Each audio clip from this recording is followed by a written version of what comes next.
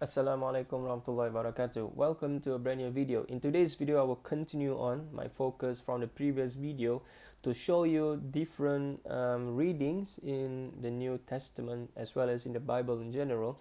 In today, I'll be comparing the Hebrew Bible as to the Old Testament. Now, there is a difference between the Hebrew Bible and the Old Testament, majoritarily, unless you go for the NRSV, the RSV, and things like that.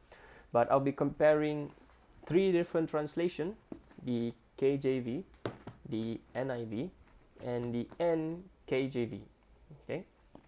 Um, I will not be taking a look at the NRSV because the NRSV is pretty much confirmed with the Hebrew Study Bible that I have here, the Jewish Study Bible.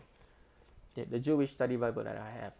Now, the passage that I'll be looking at is the very first passage, okay, Genesis 1:1, Bereshit 1:1, and I'll read to you from the NKJV, okay, and the rest of the other two follows the translation of the NKJV.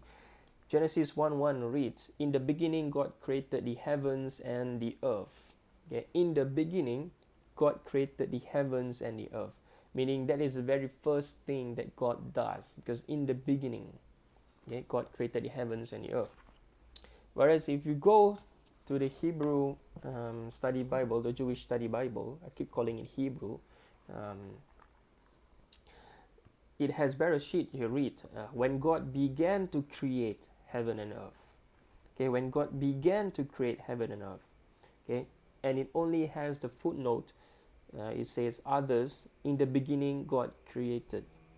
Okay, but the Jewish study Bible, the how many scholars, the 70 scholars or so who work on this, believe that when God began to create is the better reading in the Hebrew. And so there's theological differences here, okay, and historical differences as well. Did God create the heavens and the earth in the beginning, or when only God began to create the heavens and the earth?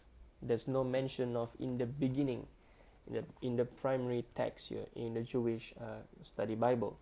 Now the NRSV follows the Jewish study Bible, okay, because the NRSV is much more the academic version, and this is the English translation of it.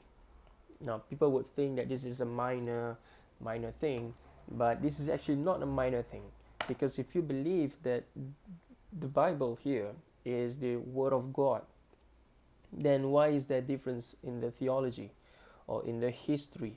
There could not be any difference at all, because if you read Genesis, if you're familiar with Genesis, there's two creation story. Okay, first was a very wet beginning, and the other was a very dry beginning, and it gets wetter and wetter as it goes on. Now, which one was it? Because this passage links to the other passage. Now, I refer you to the work of Joel Baden and John J. Collins for this. I will not have the time to go through with you their works, but you can read Introduction to the Hebrew Bible by John J. Collins, and you can read the Documentary Hypothesis by Joel Baden, and you can also read Michael Coogan's Introduction to the Old Testament, produced by Oxford University Press. But I'll just read to you the commentary here in the Hebrew Study Bible. Creation in 7 days, the book of Genesis, and thus the Bible itself opens with an account of creation that is extraordinary for its austerity. Other ancient Eastern evocations of God or the gods, world ordering activity, including many in the Bible itself, and description of the events and their protagonists, even the Lord. However, is utterly devoid of sensory detail, and so there's no explanation at all as to the difference between the theology and the history here, which I hope it has, but because this is a very precise commentary. But if you're familiar with the Jewish study Bible, or if you're familiar with the Genesis story, then the question needs to be asked: in the beginning, did God create something, or there's already something else that exists, and then when only God began to create the heavens and the earth? And so this is a theological question that I would not give my answer to, because obviously I'm not a Christian and I'm not a Jew. And so it is something that you guys need to decide if you're a Christian or you are a Jew.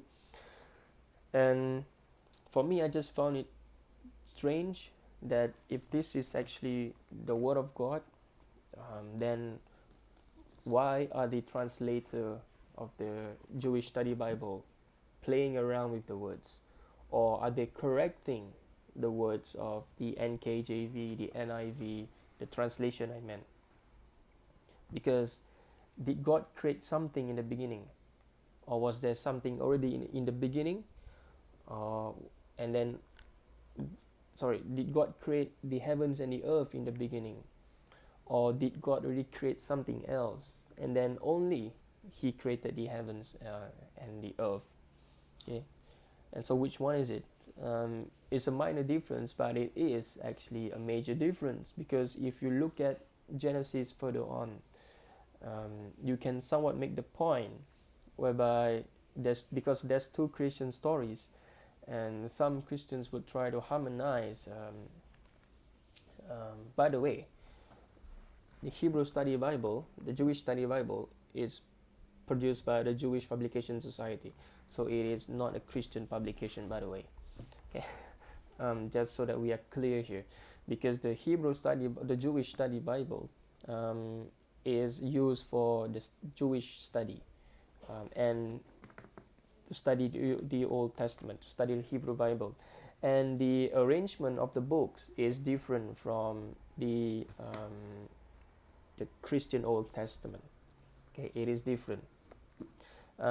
If you look at the ancient texts before the 1500s, the book of Kings and the book of Samuel is one book. There's no 1 and 2 Samuel, 1 and 2 Kings. It is up until the 15th century and later on whereby it is accepted that it is 1 and 2 Samuel, 1 and 2 Kings. If you look at the order of the Old Testament and the order of the Tanakh, okay, the Hebrew Bible, it is not the same. Okay, Chronicles came later on, much later on, in the Hebrew Bible than in the Old Testament, because the chronicler was probably rewriting the entire history, especially the history of David and Solomon.